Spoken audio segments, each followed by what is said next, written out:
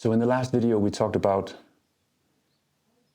what lies beneath our suffering, and we founded that quest upon the idea, the Buddhist quote or idea that our suffering is caused by ignorance. And we tried to go a little deeper and say, okay, what drives our ignorance? And landed on the idea that our ignorance is really fueled by a lack of depth. But of course, the sharp viewer will say, but hey, there's a deeper question to be posed here, right? Because what drives our lack of depth? Why, if indeed that's true, do we have this tendency to surf upon the surface of our lives? So I'd argue that most of us already know the answer to this question, but just to make sure that we're all on the same page, I would argue at least that what makes us suffer from this lack of depth is really fear. And so in this video, we'll be unpacking what kinds of fears are really beneath this drive to surf upon the surface of our lives. And if that is in any way interesting to you, well, whoopee fucking do.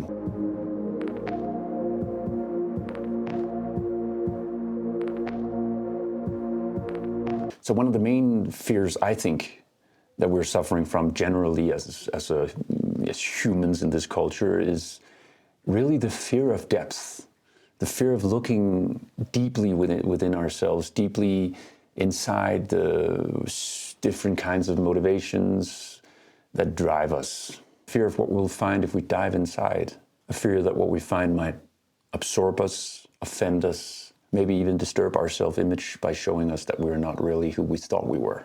Which is to say, essentially the fear of our true, authentic selves.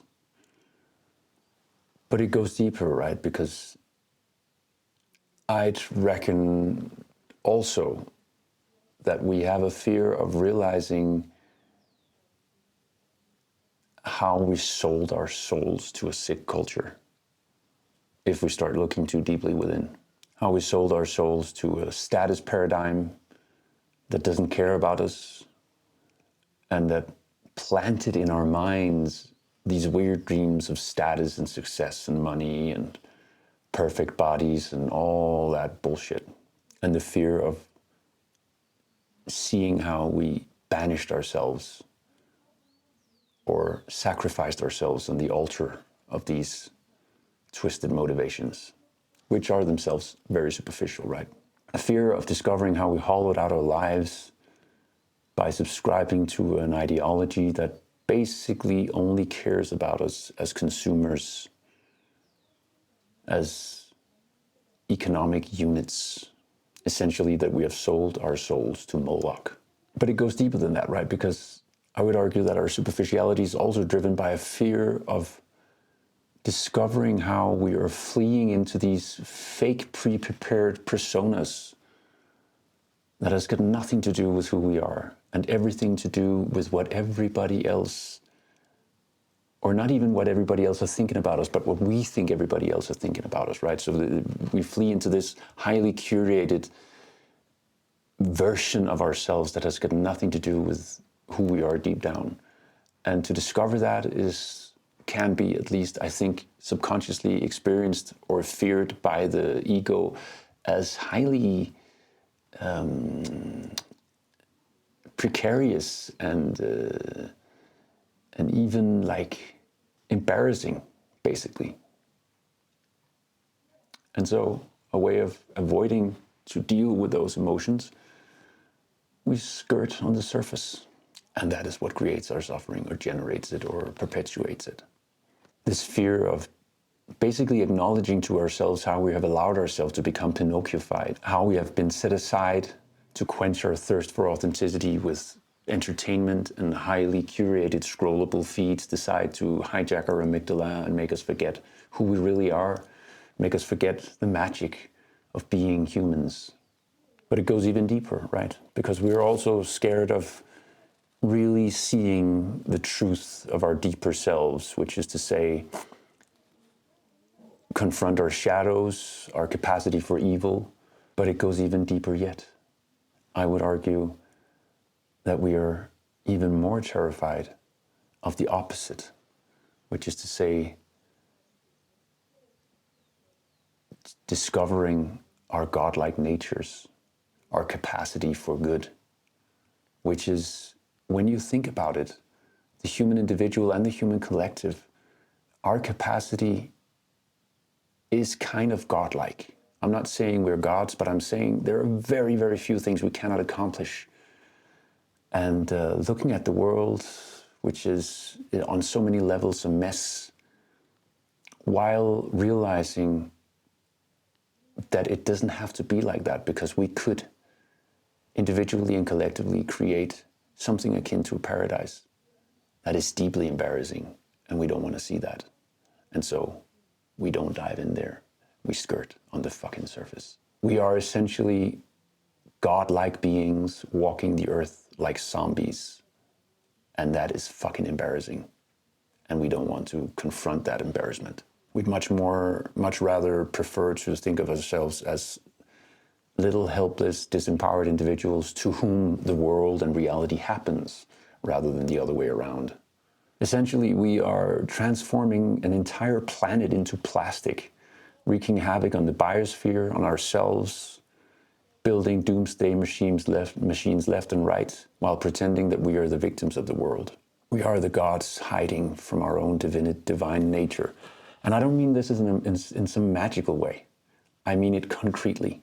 And so essentially we are like children fleeing from the responsibility of this situation into a kind of superficiality that basically ruins our lives. And if we are indeed godlike, if we just for a moment allow ourselves to play with that premise, it puts us face to face, of course, with the heartbreaking truth of our endlessly wasted potential on the one side, and on the other, it confronts us with ourselves as the generators of our own suffering, which inherently deprives us from our beloved, dare I say, precious self-image as victims.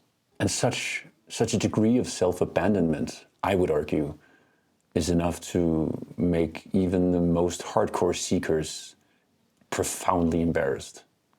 And not only that, but to realize that we have participated in it ourselves, that we were the ones who gave up our own power. But there's a wonderful little paradox here, right? Because while on the one side, this mutiny against ourselves, you might say, seems like a dark thing or a dark occurrence, then it gets even both darker and lighter in the sense that I bet most of us would like to tell ourselves that it happened at gunpoint, right? That they did this to us.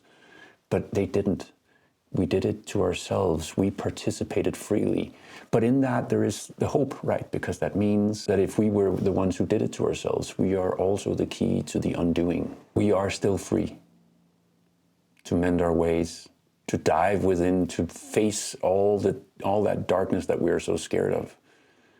And my argument would be that in so doing, we would mend all that suffering that arises from our lack of depth, and thus liberate ourselves, at least to some extent. I think this is the path, at least one path, one powerful path, to realize that this is at once the great tragedy, but also the great hope, because we are the keys to our own liberation. But let's just stop for a while and do a little exercise. If we allow ourselves, if you allow yourself to just play with the idea that you are, if not God, then godlike, immensely powerful, much more powerful than that you even dare to think or imagine yourself to be. So if that indeed is the case, ask yourself this: what would you use that power for, and why?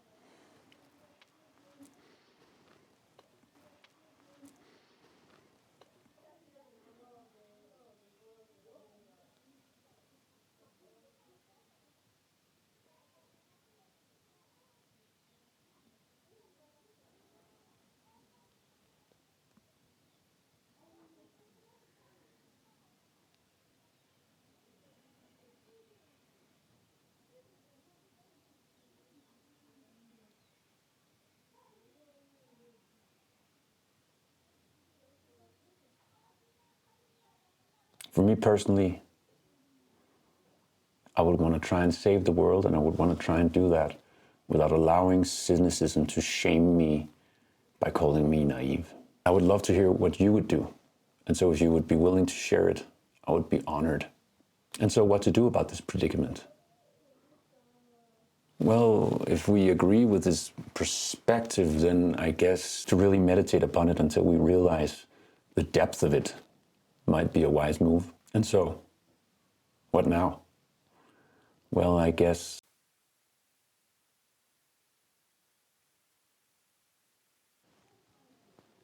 are you still here? It's over. Get the fuck out of here. Go live the life you'd lived if you weren't so fucking zombified and weak.